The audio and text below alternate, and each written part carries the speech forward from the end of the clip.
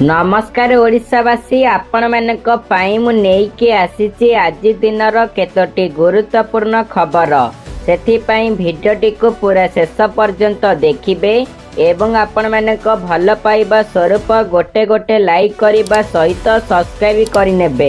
तो चलंतु आज दिनर केतोटी गुरुत्वपूर्ण खबर उपरे नजर पकाइबा।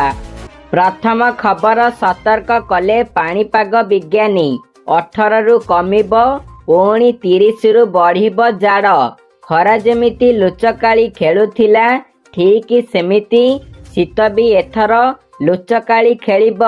केउ दिन शीत कमिब तो केउ दिन पुणी दांत कामुड़ा जाड़ जनजीवन को अस्तव्यस्त कराइब। एभली किछि पूर्वानुमान करिछि राज्यवासी को आगुआ सतर्क कराइछन्ति वरिष्ठ पाणीपाग विज्ञानी शरत चंद्र साहू। बड़ कथा हेउछि एबे थंडारे थरुछि सारा राज्य। जाड़ माड़े जड़सड़ हेउछि जीवन। पारद तलमुआ हेबा सांगकु बढ़ुछि शीतर प्रकोप। उपकूल पश्चिम दक्षिण ओडिशा सबुठी बढ़िलाणी थंडा। कंधमाल जिले में 10 डिग्री तले पारद रहुथिबा बेले घन कुहुड़ी सकाळ 9टा पर्यंत छाड़ीबार ना धरुनी। एपटे आसंता 30 तारीख परठू शीतर प्रकोप आहुरी बढ़ी पारे। तेणु एही समय रे सतर्क रहिबाकू परामर्श देइछन्ति वरिष्ठ पाणीपाग विज्ञानी। परवर्ती खबर सुना दर रे बड़ परिवर्तन। सूचना मुताबक देश रे सुनार मूल्य साप्ताहिक भावरे वृद्धि पाइछि। गोटिए सप्ताह 24 कैरेट सुनार मूल्य 3060 टंका वृद्धि पाइछि। 22 कैरेट सुनार मूल्य 2800 टंका वृद्धि पाइछि। नवेम्बर 16 रे राजधानी दिल्ली रे 24 कैरेट सुनार मूल्य 10 ग्राम प्रति 1,25,230 टंका थिला। दिल्ली रे 24 कैरेट सुनार मूल्य प्रति 10 ग्राम 1,25,230 टंका जेतेबेले 22 कैरेट सुनार मूल्य प्रति 10 ग्राम 1,14,800 टंका। भुवनेश्वर रे 22 कैरेट सुना 1,14,650 थिबा बेले 24 कैरेट सुना 1,25,080 टंका बिक्री हेउची। परवर्ती खबर शिमिलीपाल रे आरंभ होईची बाघ गणना। तालीम प्राप्त ग्रुप एही विभिन्न उपाय रे एही गणना करुछंती। चलित थर बाघ संख्या वृद्धि को नेई बेस आशावादी शिमिलीपाल कर्तृपक्ष।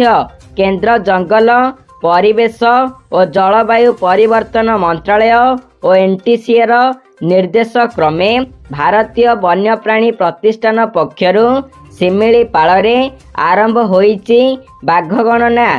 तालीम प्राप्त ग्रुप जंगल रे बुली बाघ पंजा चिन्ह को देखी गणना करुछंती। एहा सह 1500 कैमेरार वीडियो फुटेज को विश्लेषण करी गणना कराजिब।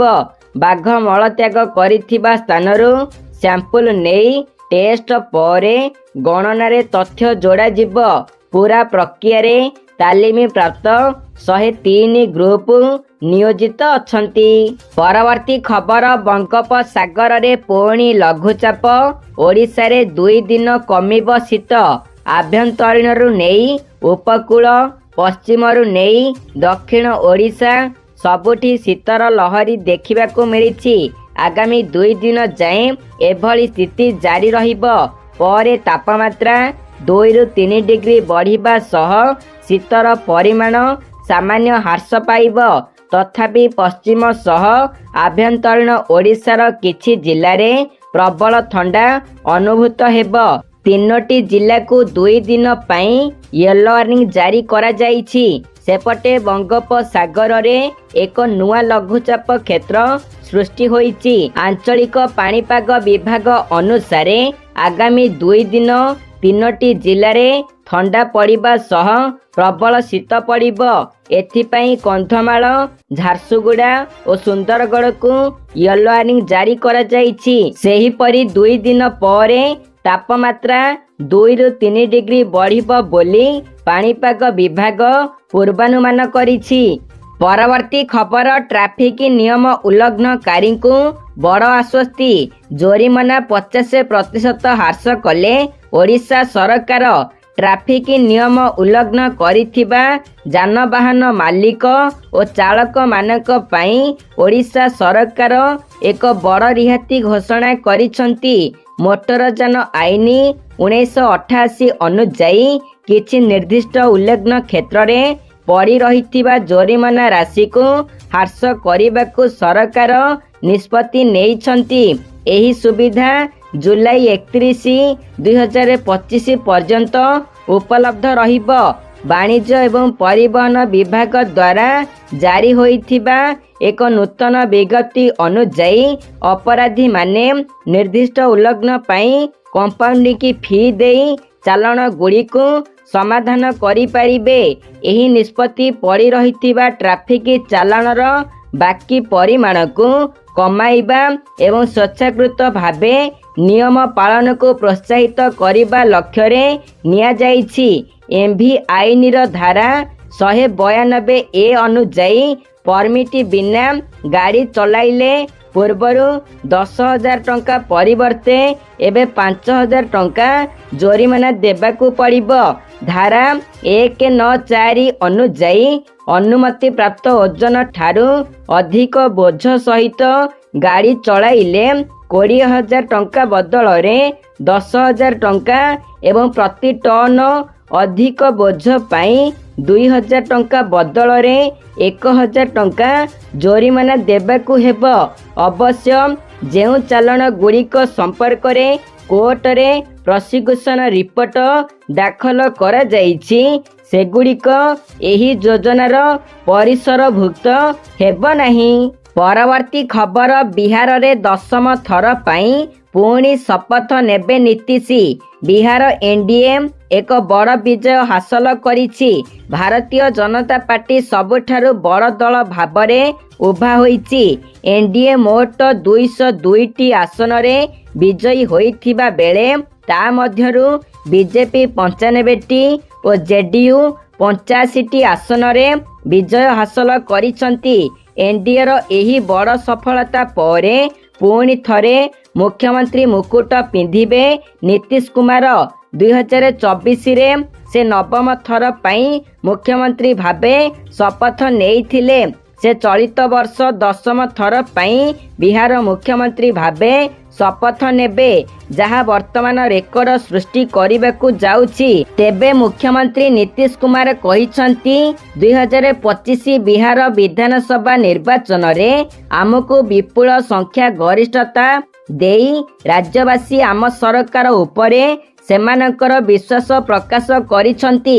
ଏଥିପାଇଁ ମୁଁ ରାଜ୍ୟର ସମସ୍ତ ସମ୍ମାନିତ ଭୋଟରଙ୍କୁ ହୃଦୟରୁ କୃତଜ୍ଞତା ଏବଂ ଧନ୍ୟବାଦ ଜଣାଉଛି। ସେ ଆହୁରି କହିଛନ୍ତି ଯେ ଏନ୍ଡିଏ ମେଣ୍ଟ ଏହି ନିର୍ବାଚନରେ ସମ୍ପୂର୍ଣ୍ଣ ଏକତା ପ୍ରଦର୍ଶନ କରିଛି ଏବଂ ଏକ ବିପୁଳ ବିଜୟ ହାସଲ କରିଛି। ସମସ୍ତଙ୍କ ସମର୍ଥନରେ ବିହାର ଆହୁରି ପ୍ରଗତି କରିବ ଏବଂ ଦେଶର ସବୁଠାରୁ ବିକଶିତ ରାଜ୍ୟ ମଧ୍ୟରେ ସାମିଲ ହେବ।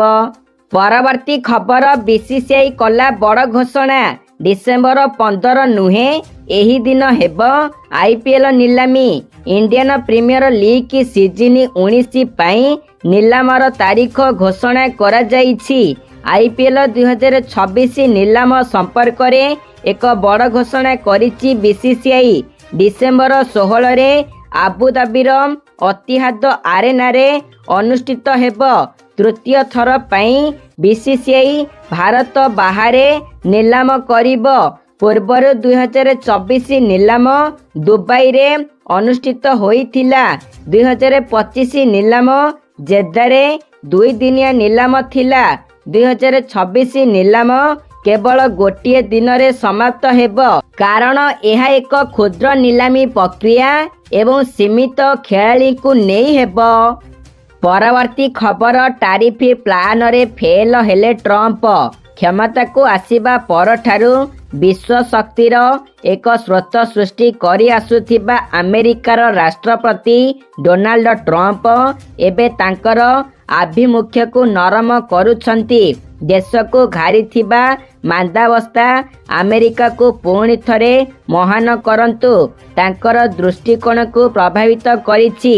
ଫଳସ୍ୱରୂପ ଟ୍ରମ୍ପ କୃଷି ଉତ୍ପାଦ ଉପରେ ଟିକସରେ ଏକ ଗୁରୁତ୍ୱପୂର୍ଣ୍ଣ ହ୍ରାସ ଘୋଷଣା କରିଛନ୍ତି, ଯାହା ଭାରତୀୟ ମସଲା ବ୍ୟବସାୟୀ ଏବଂ ଚା ଉତ୍ପାଦକଙ୍କୁ ଲାଭ ଦେବ ବୋଲି ଆଶା କରାଯାଉଛି।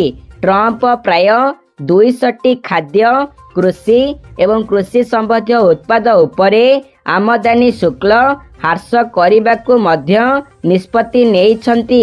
ଆମେରିକାରେ ବୃଦ୍ଧି ପାଉଥିବା ମୂଲ୍ୟ ଏବଂ ବାଣିଜ୍ୟ ପ୍ରତିବନ୍ଧକ ବିଷୟରେ ବଢ଼ୁଥିବା ଜନସାଧାରଣଙ୍କ ଚିନ୍ତା ମଧ୍ୟରେ ଏହି ନିଷ୍ପତ୍ତି ଆସିଛି। ତ ଦର୍ଶକ ବନ୍ଧୁ, ଏ ଥିଲା ଆଜି ଦିନର କେତୋଟି ଗୁରୁତ୍ୱପୂର୍ଣ୍ଣ ଖବର। ଯଦି ଆପଣମାନଙ୍କୁ ଆମର এই ଭିଡ଼ିଓଟି ଭଲ ଲାଗିଛି ତାହେଲେ ଗୋଟିଏ ଲାଇକ୍ କରିବା ସହିତ ସବସ୍କ୍ରାଇବ୍ କରିନିଅନ୍ତୁ ଏବଂ ଆପଣମାନେ ଆମର এই ଭିଡ଼ିଓଟିକୁ ଶେଷ ପର୍ଯ୍ୟନ୍ତ ଦେଖିଥିବାରୁ ଆପଣମାନଙ୍କୁ ବହୁତ ବହୁତ ଧନ୍ୟବାଦ।